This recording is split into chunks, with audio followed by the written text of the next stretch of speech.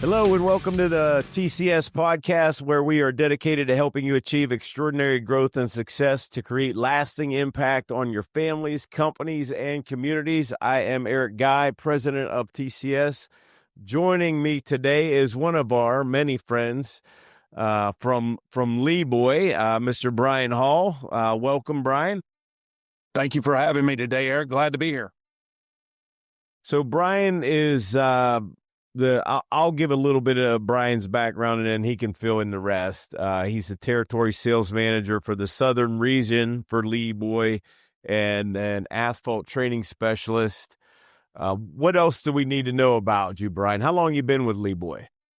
Eric, I've been with Leeboy longer than it just went in a flash. Coming up on my 25th year next March. So for really most of my professional career, I've been with Leeboy. And for 5 years before that, I was a engine vendor for Leeboy. So I've been around them through a lot of different. I actually worked alongside with Mr. B.R. Lee back before the company was first sold in 2000. So I've been around Leeboy really most of my professional career.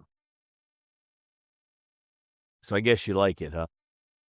Let me tell you, it's a blast. It's anybody that's been around any of us know that we are not only the most professional guys in the business. We know more about commercial paving than any other manufacturer in the business, but we are really just some good guys to hang out with. Good guys and girls, I must say. You mentioned a word that just hits home with us, and that's family. We are family. We are a culture, and that family extends way beyond the coworkers that I work with.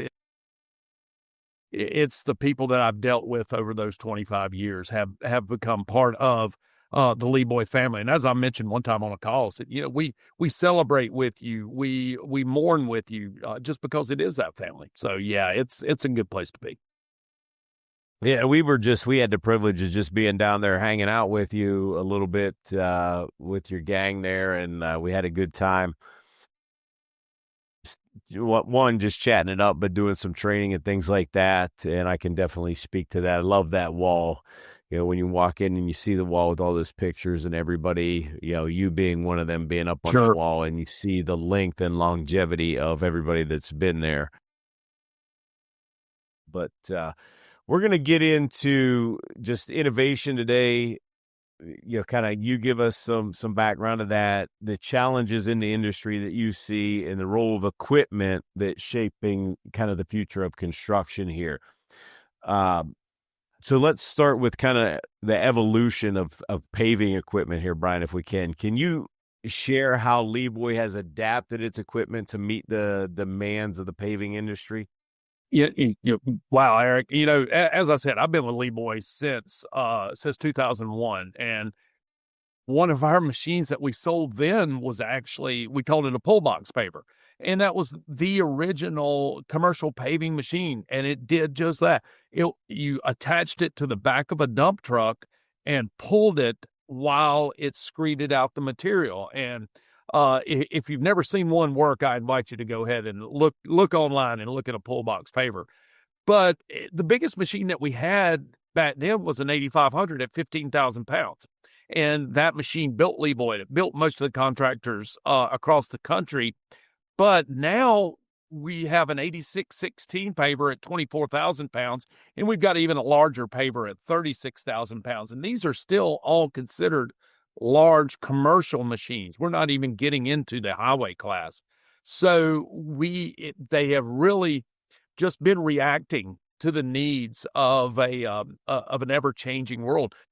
Back in the mid-2000s, we had guys come to us and say, listen, we love your machine, but we're just wearing out the components too fast. Well, how many tons of asphalt are you putting through there? Well, probably putting close to 200,000 tons, 100,000 tons of asphalt through it. So, well, really wasn't designed for that. So we upgraded components to make them bigger, better, easier to use. And those jobs are getting more demanding. No more. We used to call it make it black and don't look back. Now you've got engineers on site with high standards, and there's no way around that. So we've got to design those machines to fit those needs. We can't just rest on the laurels of yesterday. We've got to be looking, 3, 4, 5, 10 years down the road at what a contractor needs. Yeah, we had some of those discussions with you a little bit about, what to look forward to and things like that. I mean, what do you see and what you all are doing down there of developing equipment and the advancement in equipment that could lead to more efficiency and better quality? Well, and you hit on it. It's quality. I mean, you've got to, these machines, there's no downtime. Downtime's not an option for these machines, because when an asphalt machine breaks down, it's not, well, let's go pick up another one and keep producing. You're dealing with a finite material that's got a shelf life, and that shelf life is hours, not days. So the quality is what you need. You've got to get that material down on the ground because time is ticking. You're making sure that asphalt gets from the plant and gets on the ground in the same fashion. And it's really, that's where the final grade comes from. It all starts with, the development way back in the day of automatic conveyors and then automatic augers, then move more to a proportional conveyors and augers where it's not just on, off, on, off. We want those to be proportional to get a smooth delivery of machines. So, but it all depends on the screed. The screed makes the money, okay? In the mid-2000s, we introduced the first electrically heated screed to the market. Now, that gets you a nice, consistent heat on your screed without any hot spots. So, and then being able to adjust the geometry of the screed is also essential while being careful not to over-adjust. But it really all comes down to the quality and making sure that when you start the day with the machine, and I'm not even talking about just the paving machine. We also produce sweep brooms. Okay, so these brooms, even though they are not money makers, if one of these products goes down, it stops the whole milling train, stops the whole paving train, and you've got a lot of guys that are just sitting around leaning on shovels, wondering what's going on, because for want of a 25-cent O-ring, you've brought $1 million crew to a stop. So that's what it really boils down to, is how can you develop a machine that will go from point A to point B and get back on the trailer and be very confident of what to do, but also having to keep up with the demands that job makes, because you're just adding on new components. I mean, I've seen so much more grade control on commercial pavers within the last 5 years, just because that's what the demands of the market is, and you got to keep up with those. Yeah, or is there anything that you can maybe that you're allowed to let out of the bag that you're excited about that you all are doing as far as advancements and anything like that? Well, we're always looking at, we're always going to be in the paving business. So what we look for is how can we make the contractor more comfortable? Is it controls that make the job look better without having to stop, make adjustments, and make it go? So what we're focused on here at Leeboy really is making sure that paver gets from point A to point B without having to make a lot of adjustments or repairs. Really, we're looking toward ergonomics is what we're looking at, to where that operator can be more comfortable by the end of the day. Good stuff. Let's talk training and skill development here. All right. You obviously are a specialist at this and definitely know a lot, been in the industry and with Leeboy for a lot. But what are the most common challenges you see, like in the field? Okay, let's talk about that first, and then how Leeboy addresses it. So let's talk first about the challenges. Yeah, it's, as an asphalt training specialist, I give a lot of seminars, World of Asphalt, PaveX, ConExpo. And what we focus on, the biggest challenge that I have is forgetting the basics, forgetting what brought you there. We get so busy during the day, and it's such a monotonous game. And a lot of times we forget what those basics are. And I use the analogy of returning the shopping cart to the corral in the parking lot. If you forget to do those little things, the big things are going to suffer. And one of the speakers that I like to reference is Andy Stanley in The Principle of the Path. He talks about your direction, not your intentions, determine the destination. The choices we make is a path, and that path leads to the destination. We all start the day as a contractor. He says, we're going to do A+ job. We're going to give the customer no reason not to think he doesn't need to pay us or take money off, but it's what is between the start and the finish of those things that determine that path. You know, I hear guys saying, "Oh, don't worry about it. Don't walk on that asphalt while it's still uncompacted." Well, don't worry about it. It's just the binder. We're going to cover it up. Well, it's those little things, because when you skip over those little things and cut those corners, even though it might look good at the end of the day, you're looking at a challenge down the road. But so I think that's the biggest thing that I see out in the field is forgetting those basics, cutting those corners. And going back to the second part of your question is, how do we help that? Is we've got guys, there's 7 of me in the field. Okay. We've also got national account managers, regional account managers.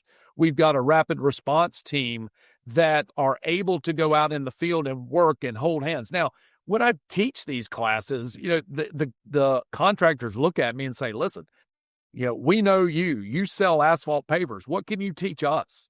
He said, we do this every day. And you're exactly right. You do that every day. You are you're the professional. But where I've got an advantage on you is that I'm on 4, maybe 5 different asphalt paving jobs per week. I see different guys doing it right, doing it wrong, doing mediocre jobs, and I can put all those things together.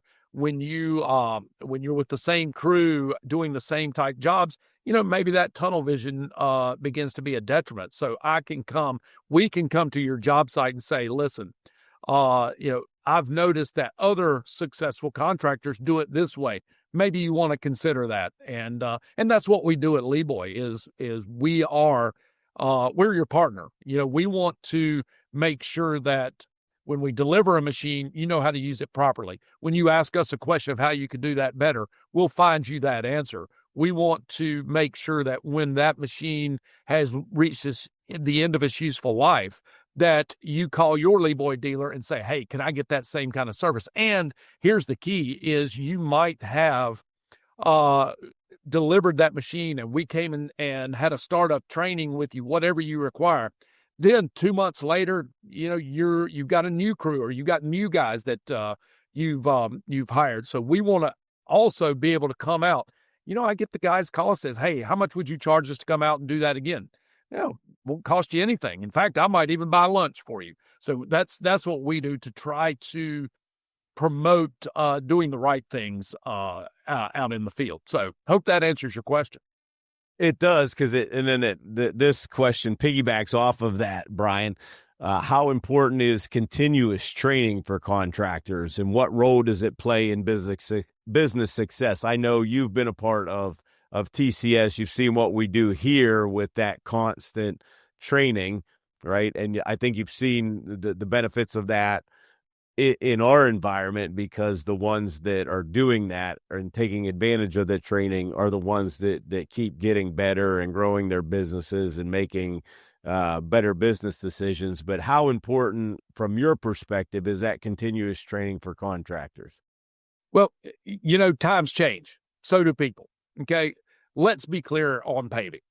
The basics of paving haven't changed in 90 years, but that consistency does. If you look at an old Barber Green paver from the 30s, it's got a receiving hopper. It's got conveyors. It's got a free-floating screed. It hasn't changed, but the processes and the demands change. And what I see from TPG and TCS is we can get together away from the jobs.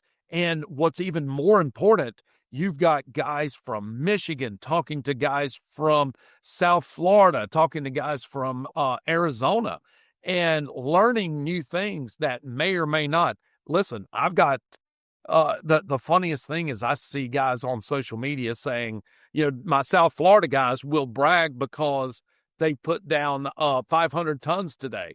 But our guy in Ohio says, man, we do that before lunch. Well, what they don't understand is down in South Florida, we're laying 3/4 of an inch. And you're 2-3 inches up there. So you learn those things that you can't learn from just going and sitting at the coffee shops. Continuous training, not only at trade shows, but through groups like the TCS groups. Man, it's priceless. The value that you get from just these meetups and the calls. It's not like you've got to get on a plane and go to Los Angeles or Pittsburgh.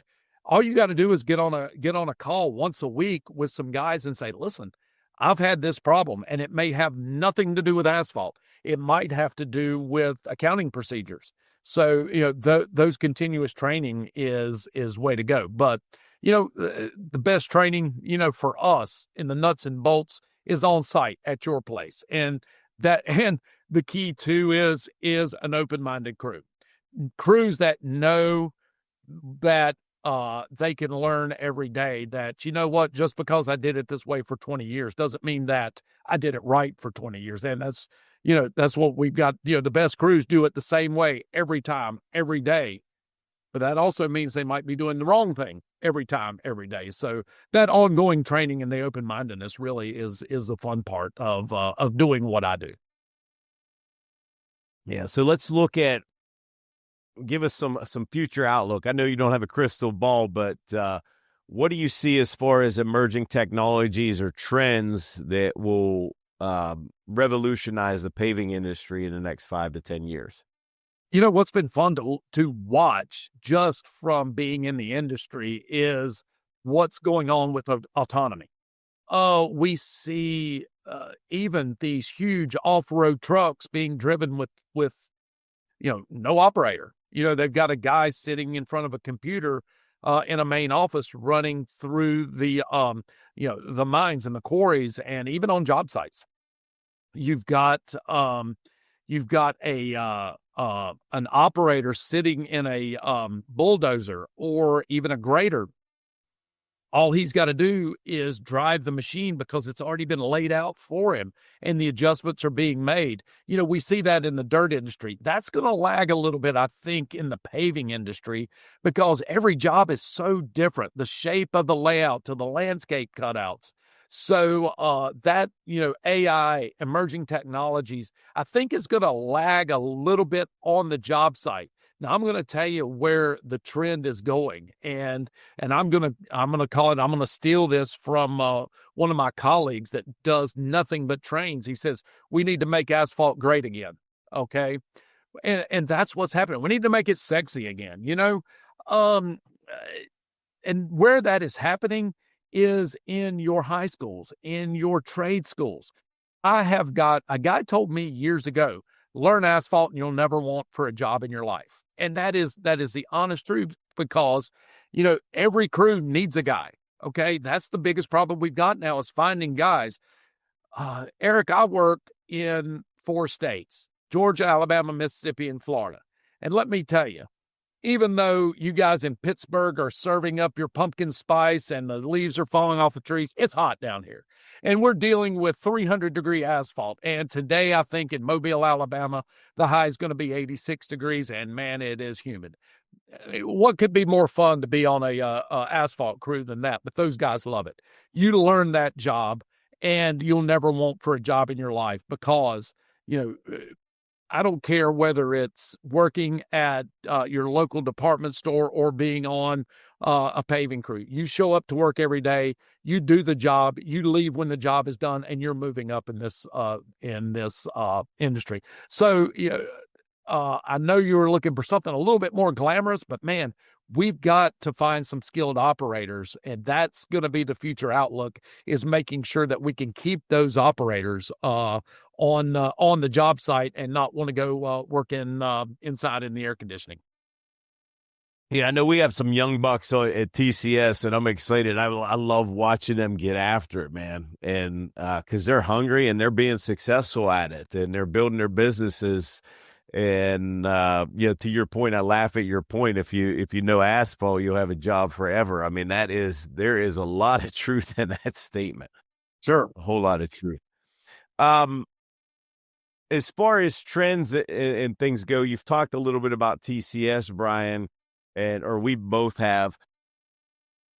I want to make sure we go over what people might need to know about our relationship together, because you've been really, you as Leeboy, you all have been really good to our members. We go back and forth with training and things. You show up at our events and things of that nature. But being part of our community gets you some perks. Do you mind just kind of going over that a little bit so folks know that they might be thinking about joining our community? Because you just saved one of our members conservatively about $60,000 on a new machine.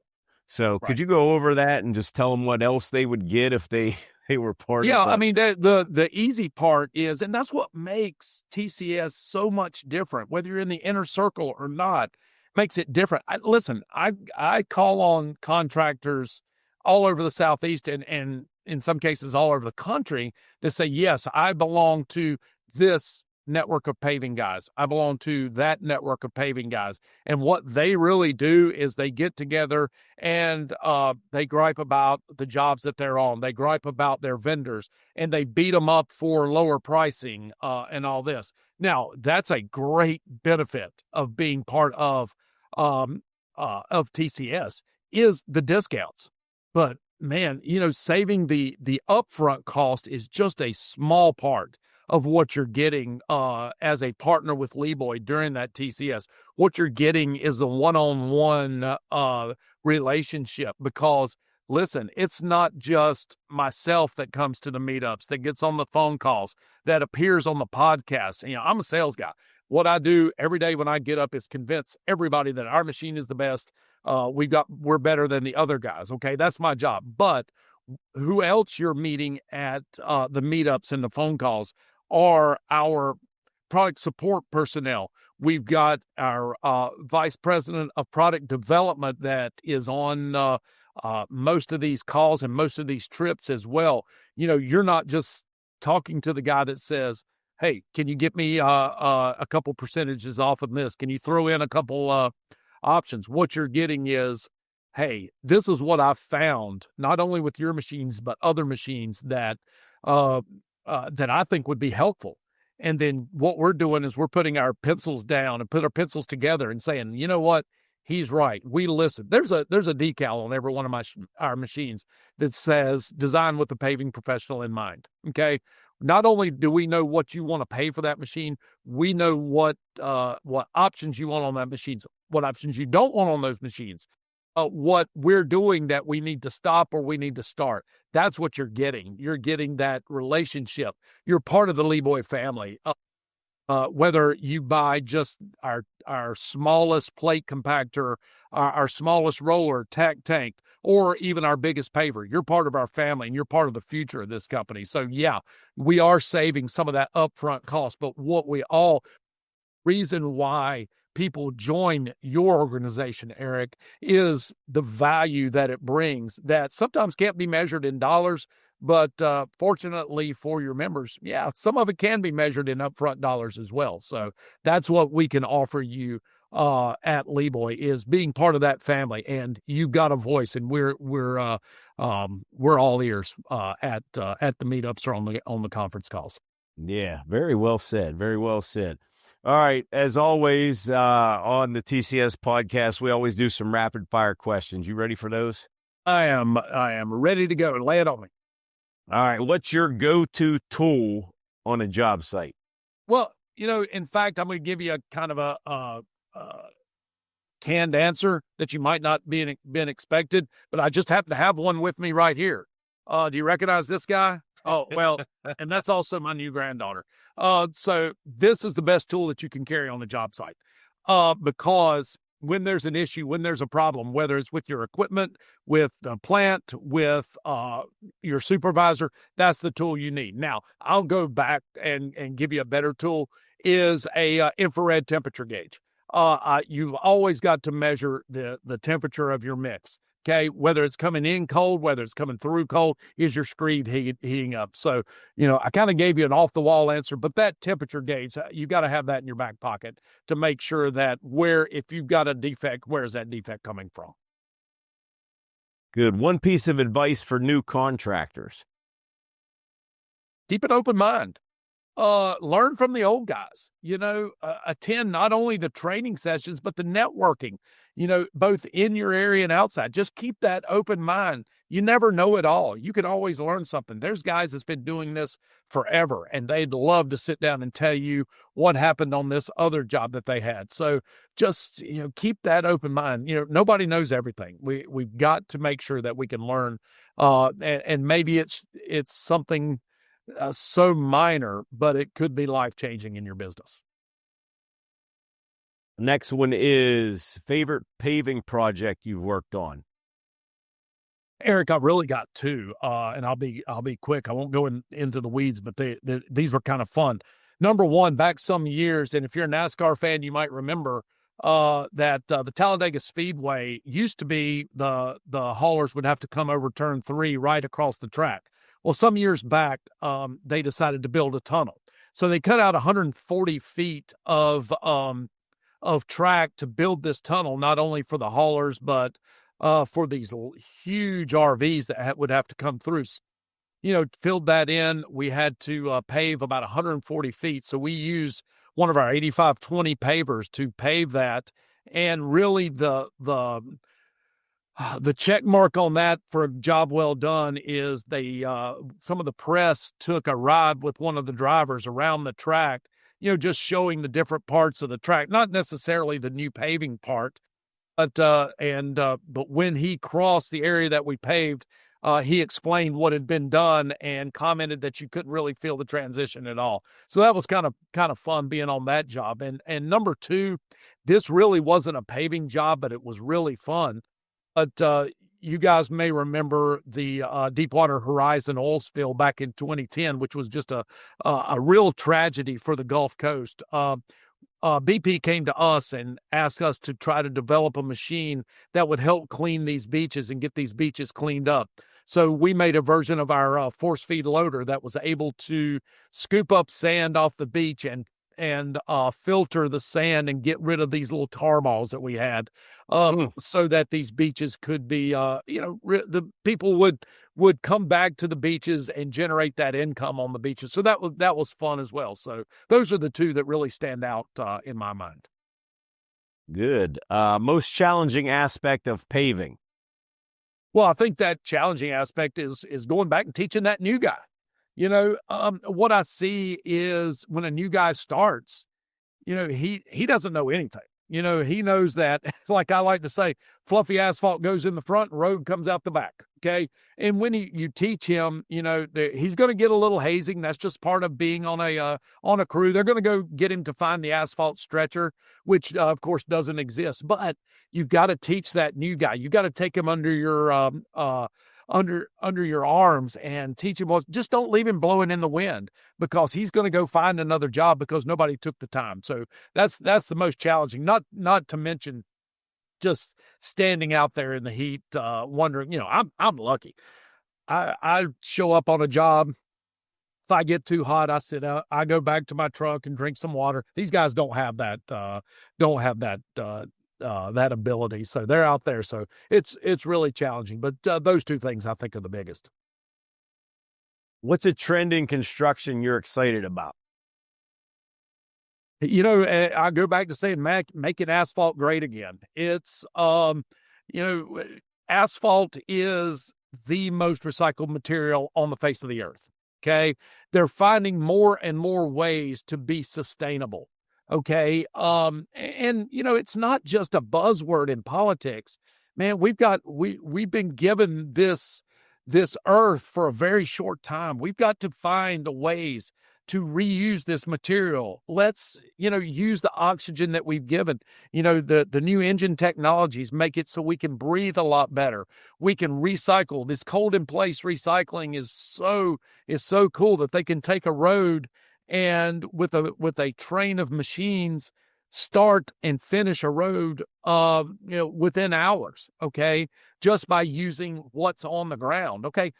People might not realize it that aren't in the business, but guess what happens to those shingles when you take them off your roof? They become the road you drive on. Okay. So that's the trend that is so fun, is these guys figuring out how we can be better stewards of our community.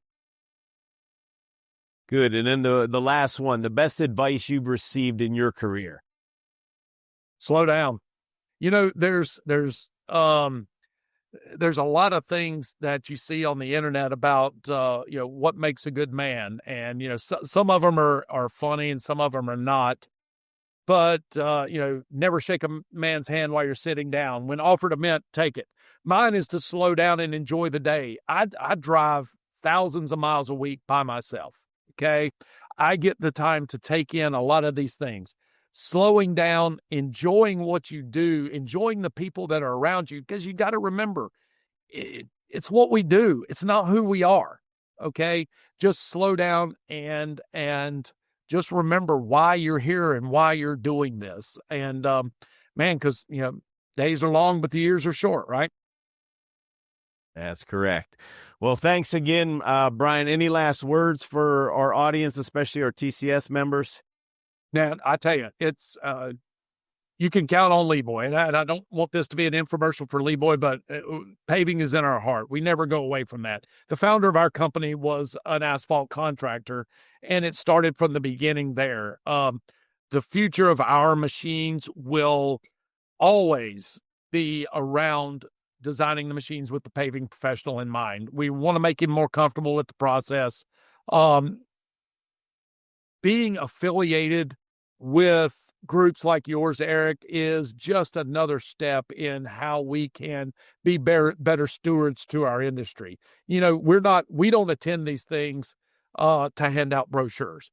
That will come. What we do, we attend these things to network, to talk to the guys, to find out what you need from us, and what do I need from you? So that's what we're here for. Hey, stop us, pin us down, say, listen, let me tell you something about yourself that you don't know.